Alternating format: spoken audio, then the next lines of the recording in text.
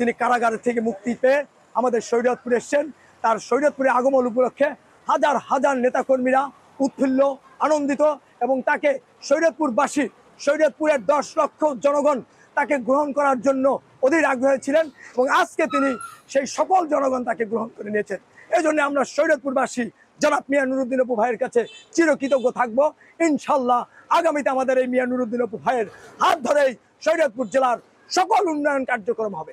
শরীয়তপুরবাসী, Shariatpur BNP, ছাত্রদল, যুবদল, স্বেচ্ছাসেবক, সাধারণ জনগণ, সুশীল সমাজ সবাই উচ্ছ্বাসিত, আনন্দিত।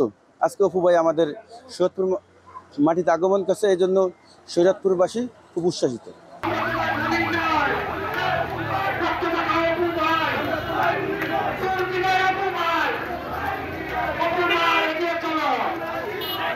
Oh,